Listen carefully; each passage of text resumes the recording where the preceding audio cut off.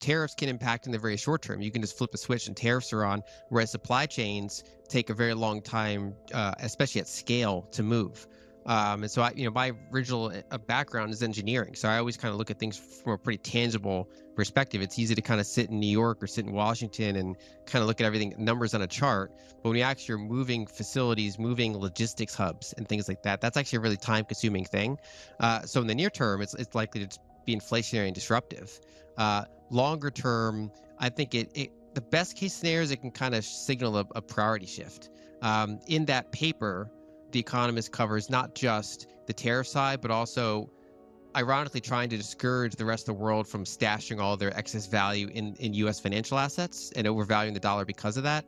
So it's kind of like this 1-2 punch of trying to make imports more expensive and then also trying to discourage excess capital recycling. So I think it's a potential turning point, and I started writing about that last year. Before all the tariff stuff came into effect, my initial catalyst was the U.S. was entering a rate cutting cycle. And so it'd be the first window since 2019 that could be a catalyst for some of those capital outflows. Now, 2019 didn't really end up doing that because, within a year, COVID hit and the big, U.S. network effect tech stocks, really benefited from that.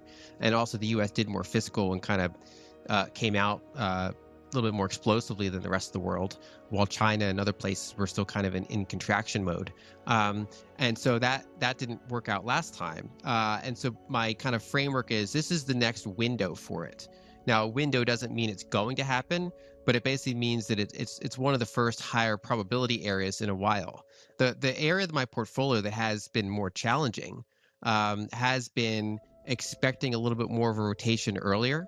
So I've been early on that trade. So I'm always a little bit cautious to say, okay, this is the big rotation, because I'm mindful of the difficulty of making that call. But I do continue to hold the view that it's more likely than not that this is early sign of a rotation, because there are a number of things there. There is the initial rate cutting period. Then there's all the tariff uncertainty. Then there's the fact that I've been emphasizing China because they've been in a balance sheet recession for a while. They're trying to deflate their property market, kind of deflate bubbles there at kind of a gradual pace. But last year they started to hit certain pain points on Chinese social media. They were, it was starting to come up, and then they were starting to hit red lines in the equity market where their kind of priorities shifted. And so my view was that they weren't going to come out with some sort of hyper stimulus, but that they're going to come out with a series of smaller ones whenever they keep bouncing into these red lines, and that they're starting to put a floor under things rather than a ceiling over things. And so when we see, European fiscal open up a little bit, not necessarily for great reasons, but European fiscal opening up a little bit, Chinese consumer stimulus opening up a little bit, while at the same time the U.S. is still being fairly tight with monetary policy, while also around the margins trying to contract fiscal. And then you add tariffs. It's a pretty good recipe for the rest of the world, especially because there's also that big valuation differential, and everybody is on one side of the boat, stuffed overweight into U.S. markets. Social Security was basically pretty big cost of living adjustments and the pretty top-heavy demographics that's pouring out into the economy. Even interest expense is pouring out into the economy, which is spendable around the margins. And so defense spending isn't some rapid effect stimulatory thing, but it does trickle out to all the people that work in those supply chains and their spending power and their employment. And so in the marginal sense, we can say that basically Europe's going from kind of low fiscal to maybe moderate fiscal, while the U.S. isn't really increasing anymore. And so on the margins, that fiscal difference has narrowed.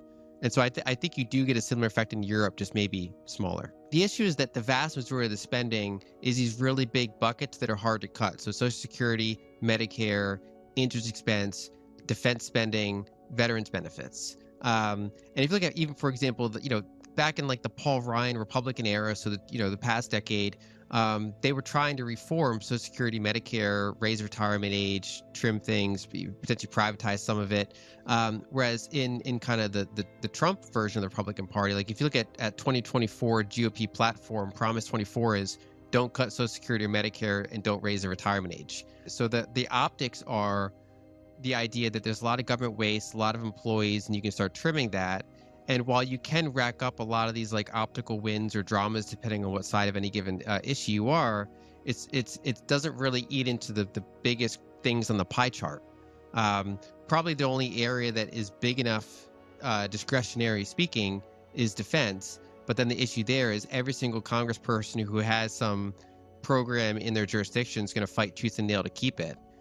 So you have to go through all that, let alone the fact that outside of defense and outside of all those big transfer, like those transfer programs, we look at like FAA, Department of Education, XYZ, all those are like little tiny slices on the pie chart compared to those really big things.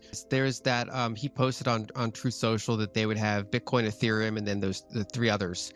That got some backlash, not just among Bitcoin proponents, but also some CEOs of major exchanges that are involved in multiple cryptos. There's one of the projects in particular that's not well liked by the rest of the space, and that's probably what encouraged some of that backlash. XRP is particularly controversial in the space. The way that the executive order actually came out seemed to include or take into account a lot of that criticism and probably behind the scenes lobbying, which is they separated Bitcoin from other crypto. So Bitcoin's part of a reserve, whereas other crypto is part of a stockpile. And those two pools, at least as far as this executive order remains in effect, it could be undone by a later executive order, either by this president or a later one. But under this current framework, the Bitcoin is instructed not to be sold, and that Besant and Lutnick are authorized to find budget-neutral ways to accumulate more of it. That's how it's worded. Whereas the crypto stockpile, the Treasury Secretary, so Besant, has discretion on how to handle those, which could include sales, and that they're not really meant to accumulate more other than through the normal course of seizures and forfeitures, which is how they have all these holdings in the first place. So I actually think that the executive order came out better than it could, because instead of going out and buying, crypto XYZ that probably passes the Howey test and makes certain insiders and VCs rich and was pre-mined and, it has an issuer, and it's kind of like if the U.S. picked certain stocks to own and not other stocks to own, that's rife with all sorts of conflict. I actually think that they separated out pretty well. And, the thing I wrote about before this all happened is that my base case is they ring fence the Bitcoin they already have, which is basically what they did. They're capitalizing it with the Bitcoin they already have from seizures and forfeitures. They'll see if any of those should legally be returned to certain entities. There's a particularly big bucket of those that is, probably owed to an exchange that, they got hacked. It's not really, they weren't involved in criminal stuff. So we'll see what happens there. But other than maybe that big chunk, I think they hold that. They might accumulate a little bit more. I generally take the under on the idea that they're going to go out and buy like 1 million Bitcoin, as some of the proposals have said. So I tend to assume that it'll be roughly the size it is now, maybe a little bit larger, because they probably want to get some optical wins of, hey, look, we sold this crypto and we put the proceeds toward a budget neutral acquisition of a little bit more Bitcoin, or we did this and we bought a little bit of Bitcoin, but we'll see. Their policy before was to gradually sell the coins they have. And so merely not selling them is says we'll hold it. Yeah, it is a tangible change. Two, it would take a reversal to undo that, which is not impossible, especially if you get a different administration. It's a ton of free marketing, so a lot of that is just optics. But then it's also like the fact that they did differentiate Bitcoin from other crypto, I think was good. It could have turned out more problematic, more prone of conflicts and things like that.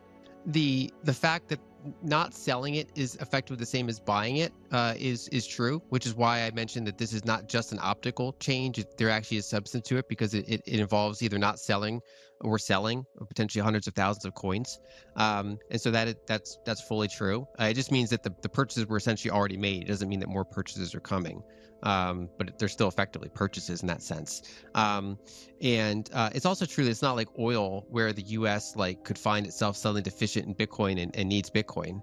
I think there are other countries where it can serve a more strategic purpose, which is that if they're worried about getting cut off by sanctions or things like that, but they even just for the fact that they could make a payment to another nation that settles in a half hour with multiple, under multiple blocks. That actually gives them something. Whereas if you are the U.S. global reserve currency issuer, then effectively what the value you're getting is it as an investment. So in that sense, it's not like oil; it's more like the gold holdings. And then the question is it worth adding to our gold holdings? Is it worth adding another kind of monetary like asset to that?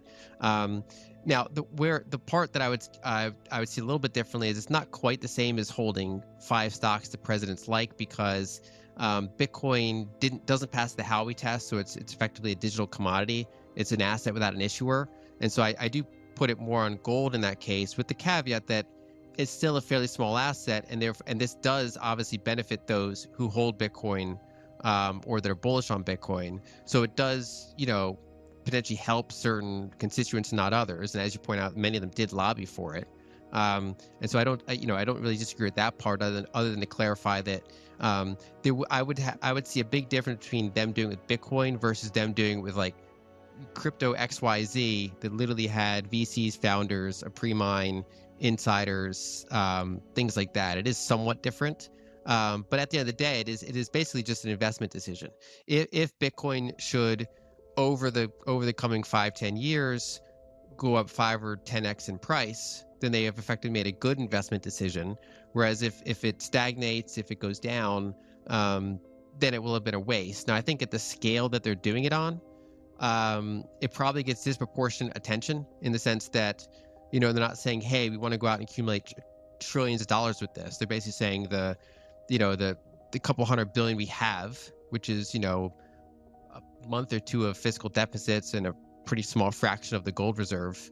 So it's kind of, I think that there is controversy to it, but I kind of put it on small enough potatoes that it is what it is. And it's a little bit different than a security.